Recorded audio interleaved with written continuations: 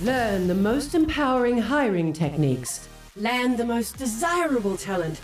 Launch your company towards massive success. This is the Higher Power Radio Show with your host, Rick Gerard.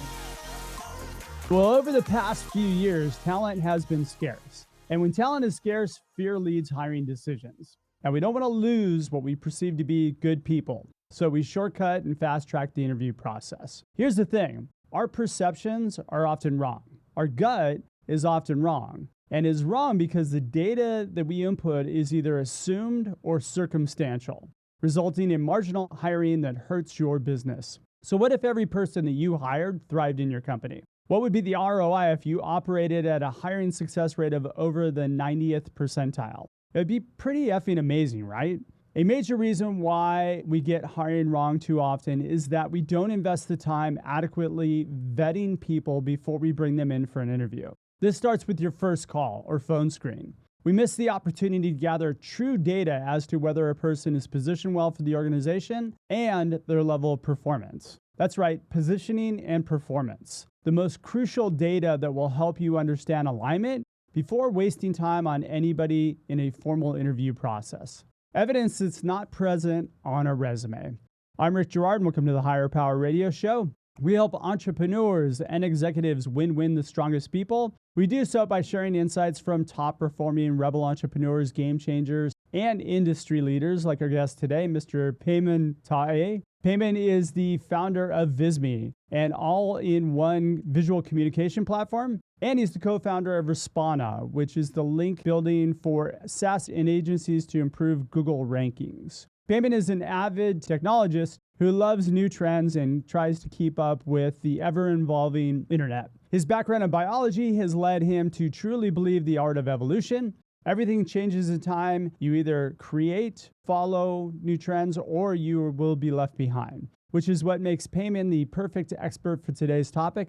Payman, welcome to the Higher Power Radio Show today. Thank you for having me, Rick. Thanks for the intro. It's a pleasure to have you. And I did mess up your last name, even though I told you I wouldn't. Sorry about that. Hey, you're like the 1,000th person, so permission granted. Oh, thank you so much. All right, so we're going to talk a little bit about the challenges in pre-vetting talent today, why it's important to do it in such a way that brings forth the people that are going to be the most viable candidates into the interview process. Then we're going to talk about how to properly vet based on the experience that you have and some of the process you have in place. Sound like a plan? Sounds like a plan. Let's do it. All right, let's do that. So we often start out with a fun hiring story, maybe funny, maybe like, something that makes you facepalm. Would you care to share a story with our audience that maybe they could relate to?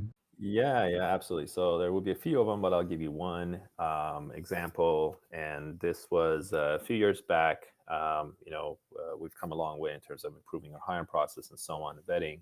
But, I made a terrible gut decision on a whim. This was for a very specific marketing hire at Visme. And someone that, wasn't a friend, it's someone that I had known years ago, met at an event and so on, and reached out and said, hey, I would love to join your company for this specific position. And I fairly quickly made a hire after a short interview, a couple of interviews and so on. And I kind of missed some clues where, you kind of go with a shiny object where it looks great on the surface and you feel that that's going to be great, it's going to work. So I judged the individual by the notable company she had worked at and the position that she held, thinking that, okay, well, she worked here. This is the position she had, probably would be a good fit here.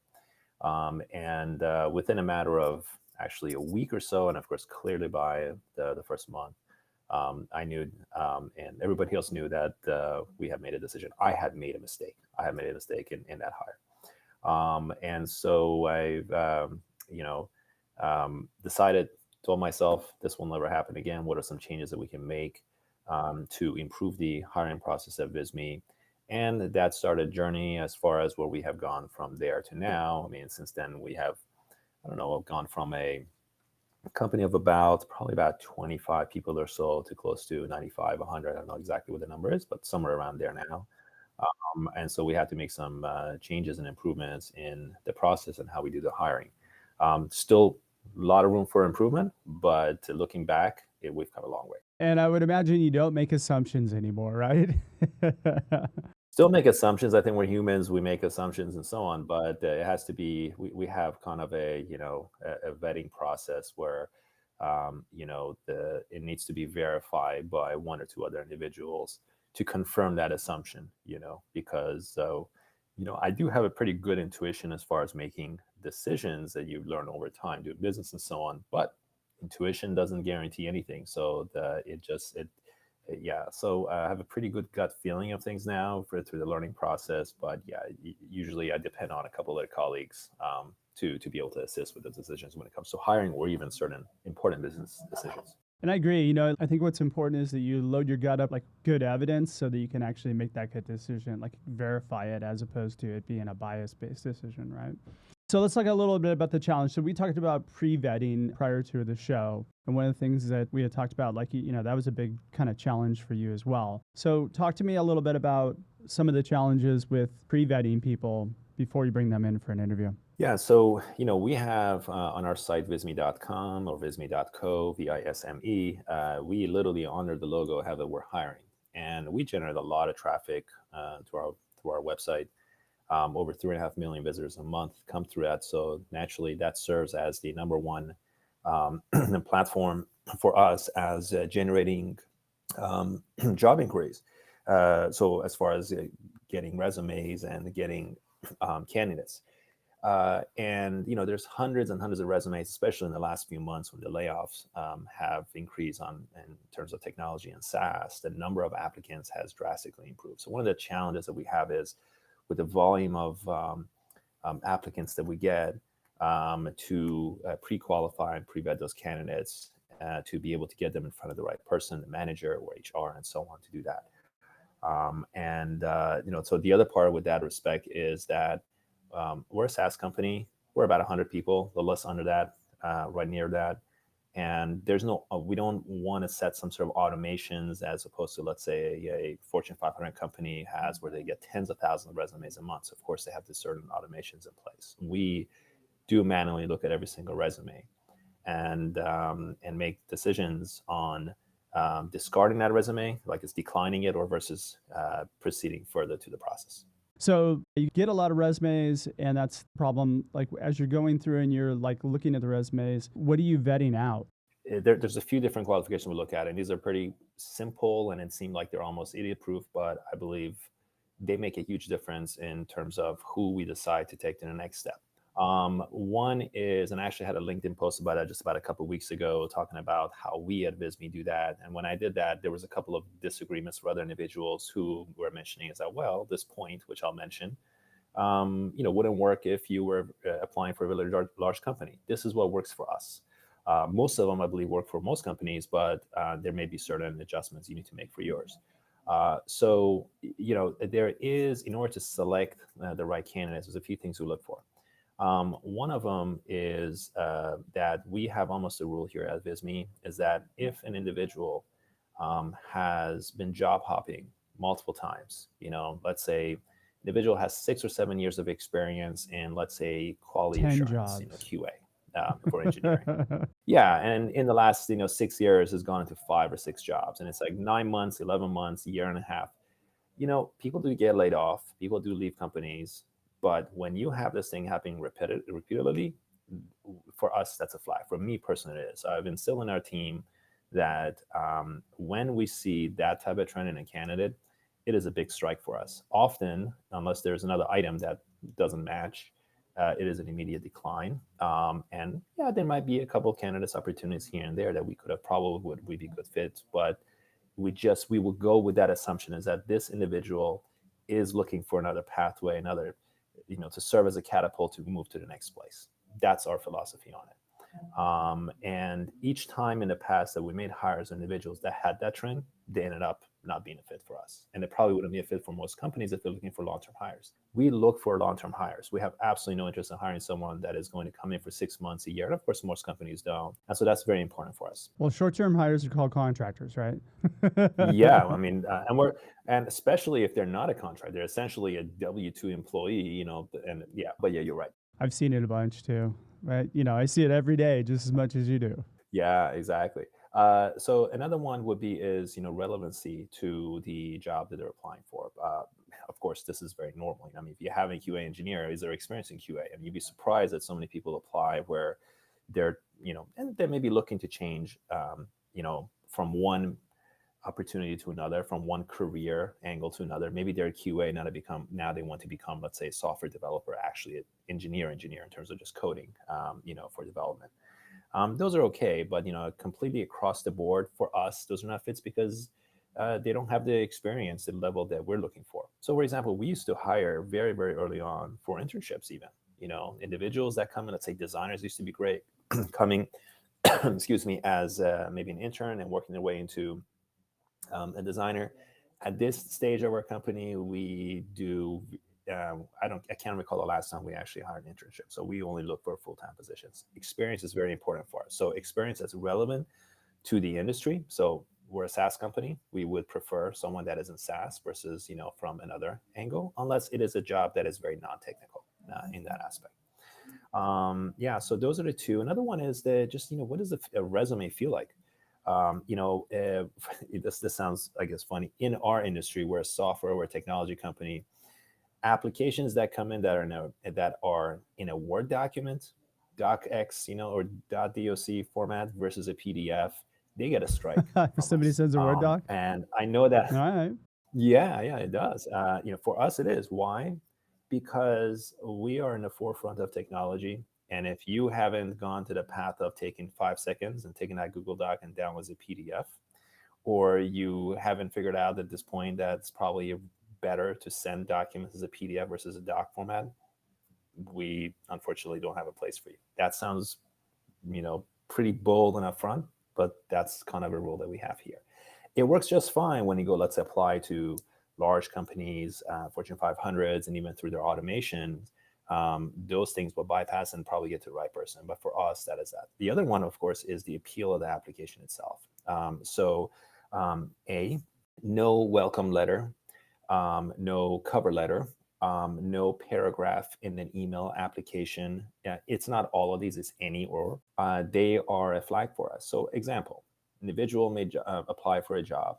Wait, now are you providing a call to action in your job descriptions that kind of would convey that?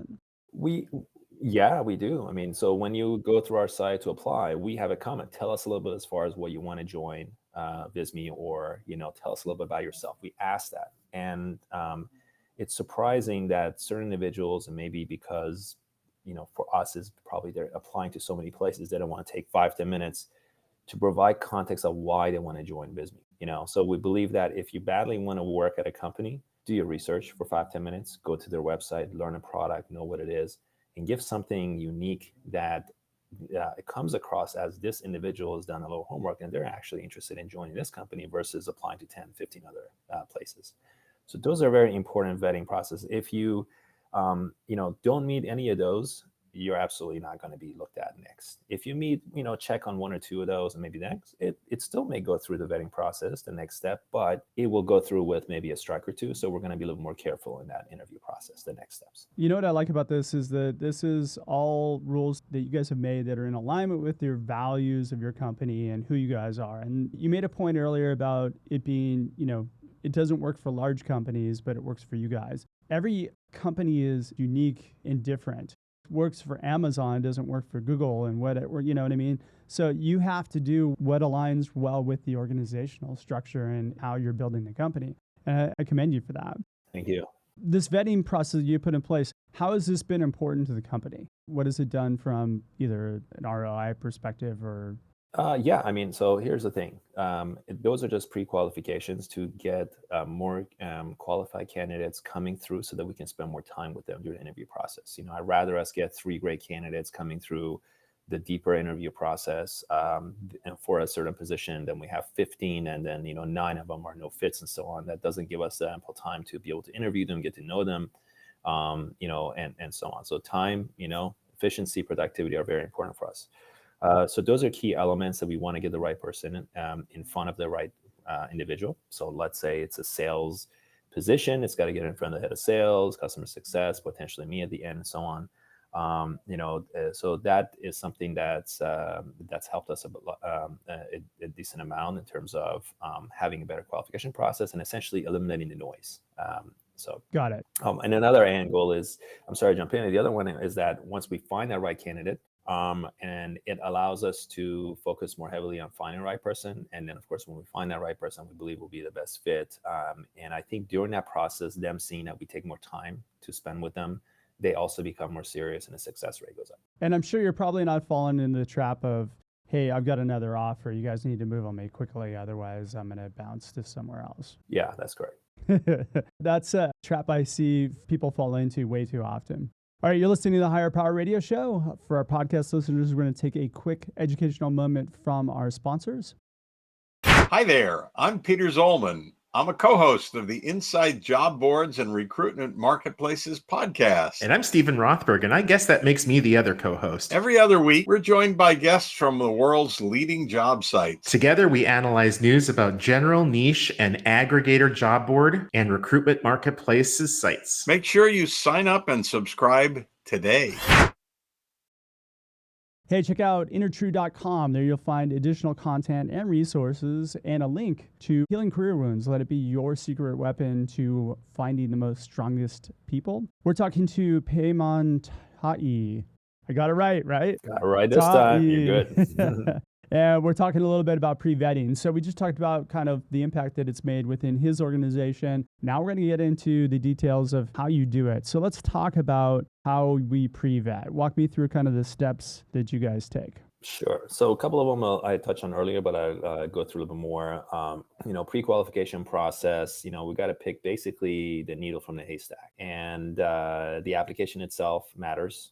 The formatting I talked about, as far as what format it's provided, at least to us, we care that it's a PDF, or it can be a link. It could be a link to an online, document page and so on. And also how well laid out that application is. And let me be very careful on this one. This one doesn't necessarily work well when you go apply to Amazon or very large companies and so on necessarily, unless it was a very specific design position. But we are a design content creation platform.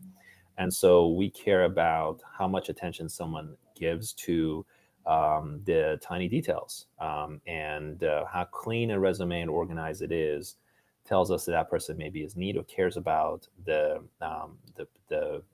details. And at Visme, details matter a lot. Everything about the designs and the presentation platform and our templates and everything else, we want it to be pixel perfect. And so that matters to us. So that's another one.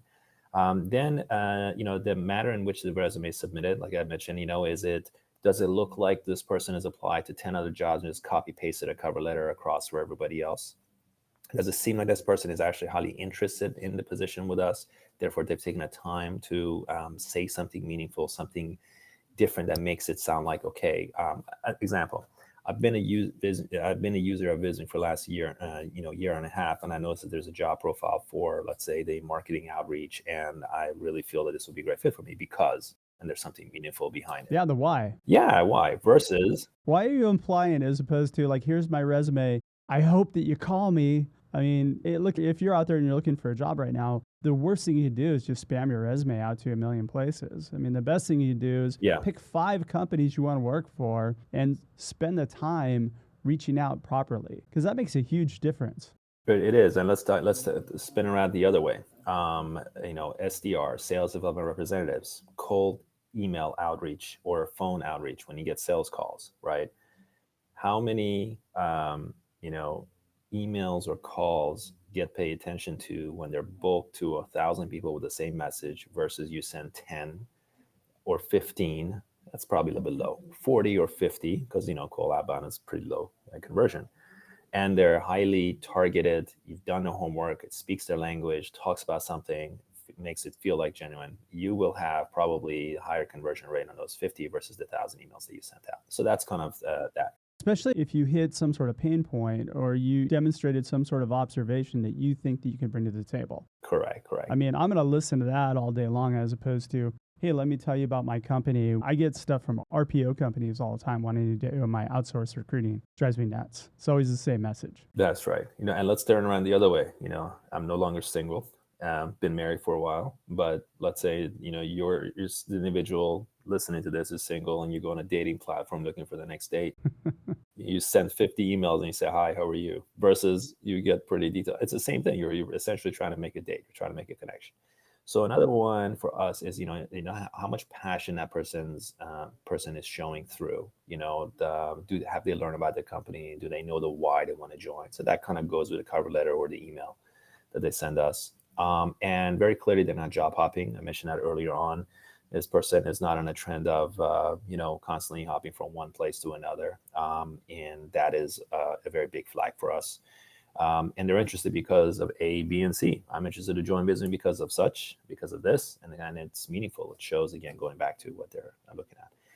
Another one, of course, would be that, this is, we have a large pool of candidates that come in. So that qualification process needs to be in place so that we get the maximum amount of qualified candidates and the least amount of qualified candidates that come through, meaning high quality, but a lower number from the large pool of referrals that we get. I mean, if you got one position open, you really only need to see one resume, really, if you think about it. If it's somebody who's on target, you don't need to do the compare and contrast thing. You just need somebody who's really good, who's hitting all the marks. That's exactly right. Okay, so you're picking the needle from the haystack. That's how you're vetting them by the application process. They make the application process. Do they go to a phone screen or do they go straight to an actual interview? So at that point, there would be typically an email communication that would go out.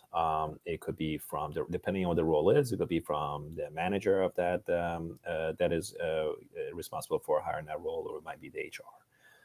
Individual. And so depending on that, but the process is similar where there's a little bit of, vetting in terms of email communication, asking a couple questions and just kind of drop a couple little,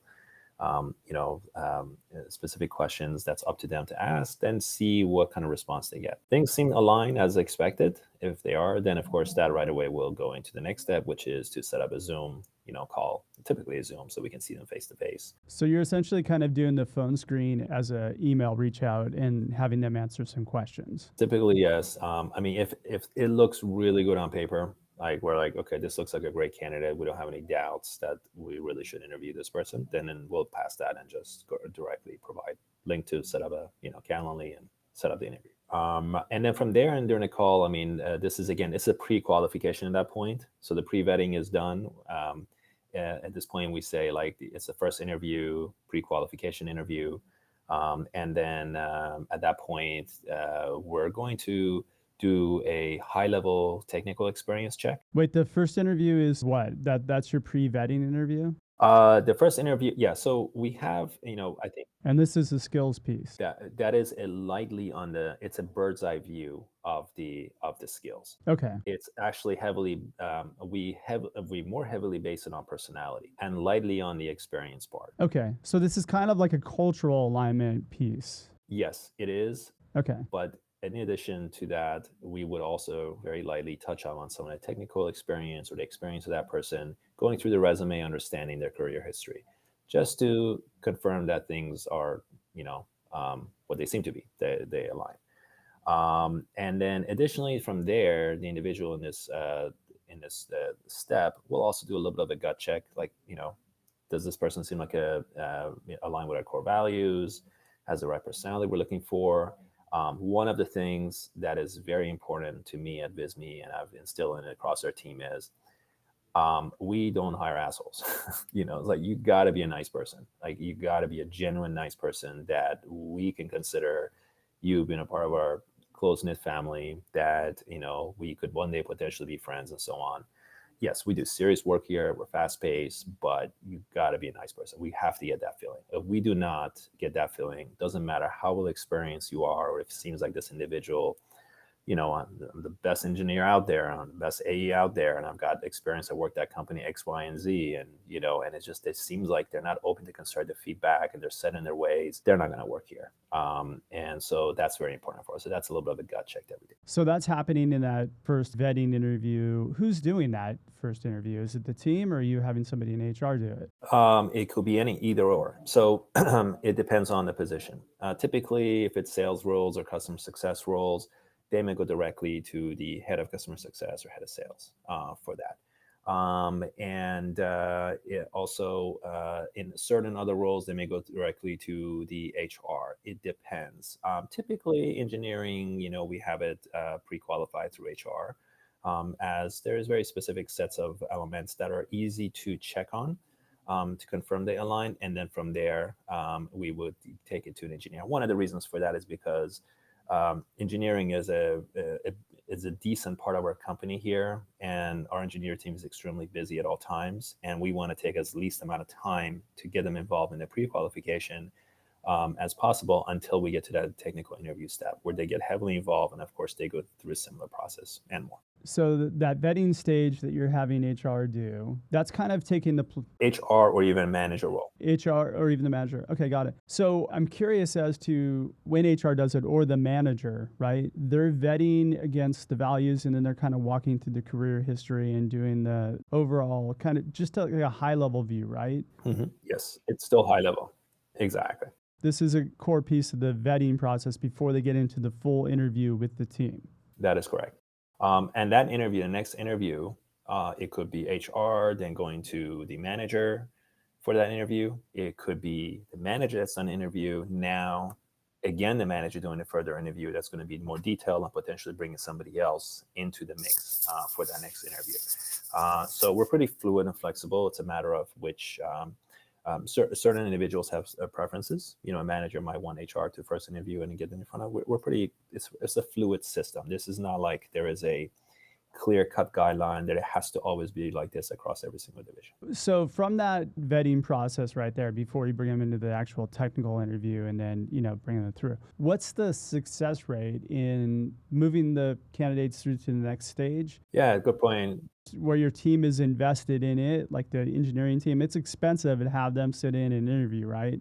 Yeah, I would say anywhere between, I would say about 1/3 of the time. So out of 3 interviews, probably 1 will make it. That can vary depending on who's come through, but I would average it at that. Those two pieces, the pre-qualification of the resume and then bringing them through to, that almost seems to me that's like what I would call a discovery call, right? Because essentially what you're doing is you're running through, but you're doing it via, is it a video call or are you guys meeting on site? We're pretty much mostly remote. It's rarely that we have individuals that are here. I mean, unless we were hiring for a very, very key role, but pretty much most of our company is remote across US and some other countries. Yeah, it's a Zoom call. We want to see them on video and feel them out and talk to them. Same and vice versa. That's in essence, that first round is your phone screen, but you're doing it in a more formalized environment. One of the things I think candidates, or I think a lot of people hate about phone screens, is just a really quick, hey, what are you looking to make? Do you have 5 years of this? And I think it's such a lost opportunity for sure. Yeah, those things. So we also have another tendency that's not related to HR, to hiring, but actually still does apply, is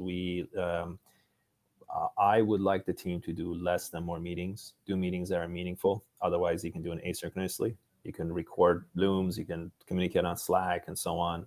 Use meetings to actually solve a problem and go over something that's being finalized. And so the same thing here. What is the point of having calls for just the sake of it and just ask simple questions that could have been answered otherwise? Now, it's extremely important to meet the person, see them, and communicate with them to go in over certain things, but at least get those things out of the way in the pre-vetting. So I would say pre-vetting versus product qualification. Pre-vetting is applications come in, we're pre-vetting if this person is good enough to go to the discovery. And then from the discovery / pre-qualification, okay, this person is qualified, personality, / core values checks, technical experience seems to check. All right, let's get to the actual technical deep interview from there on. That's so good. And that's why you're finding out, like, that's why you're getting like 1 out of 3 are making it through, and you're probably not interviewing very many people and they're getting hired. That's huge to be able to save the time of your team. Shoot, Payman, we're getting pretty close on time. What would be 2 or 3 key takeaways you can give the audience that can plug into their business today? Well, I talk about hiring related or talking about business related? Related to the topic. I know, I'm sure you got plenty of business. Yeah. So I would say is go deeper beyond the cover of the magazine. I'll give an example. I think, and again, those probably that are marketers probably going to hate me for this, but I sit very close to product and marketing. Here's what I would say: certain roles take credit for a lot of things that was done as an entire team versus them. So I am hiring, let's say individual, I'm applying for a marketing position. I was responsible for increasing revenue by 30% over the last 6 months by doing X, Y, and Z. I want you to question that. Was that individual solely responsible, or was it a group effort? Often is. What was their very specific thing? So dig into that. So, and that's that. So I think the other one was that I believe, even though I made a mistake going by gut check very early on, of course, you learn how to process, is I had a gut feeling it might not be a good fit, but I went with the assumption that, because this person worked here and there, and therefore they're a fit. So at the end of it, just trust what your gut says, and in order to trust that, you got to go a little bit deeper into that. And that requires some additional communication and so on. And another thing is, if you're a small company, you're a company of 20, 30, 50, 70, 80 people, I think nearly all positions, you should get them in front of you if you're not part of the hiring process, you as the founder, as the owner company, and so on, to get to know that person for 10, 15 minutes and feel if you feel the same way. So I do that in almost every single role. Rarely, I would say 9 out of 10 roles, I do that. I just want 15 minutes in front of me before we hire them, put the stamp of hiring that process, an individual, for them to get to know me, see that, okay, what the company's about, and someone is sitting, on the founder position, and also for me to just gauge and make sure that everything checks out. And you know what? Meeting the founder of the company definitely helps to get somebody engaged, and I think they pay attention to that a little bit more and find more value in joining the company because of it. Payman, thanks so much for your time investment today, and I want to welcome you to the Higher Power Radio community. Now, what would be the best way in which members of the audience can find you, find your company? Thank you very much. Yeah, absolutely. Company, just go to Visme, visme.com.co. Either way will get it to us. We're the only one visual communication platform. We're the platform that you create beautiful presentations and design and everything in between to up your brand and your business, regardless of whether you're looking at it to be just simple to fully interactive, engaging. You can find it on visme.com. And as far as with me, you can find me on LinkedIn. That's where I'm a little bit more engaged.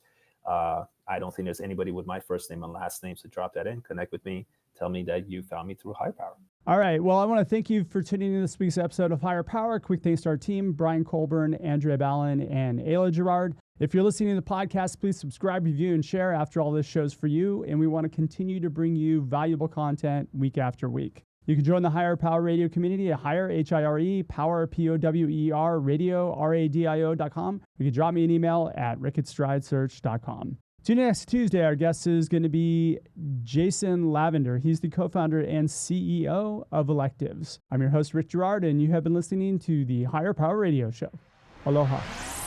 Thank you for listening to Higher Power Radio. Catch our LinkedIn Live show every Tuesday at noon, or download the podcast on iHeartRadio, iTunes, YouTube, or your favorite podcast platform. We appreciate you joining us on Higher Power Radio with your guide to hiring success, Rick Gerard.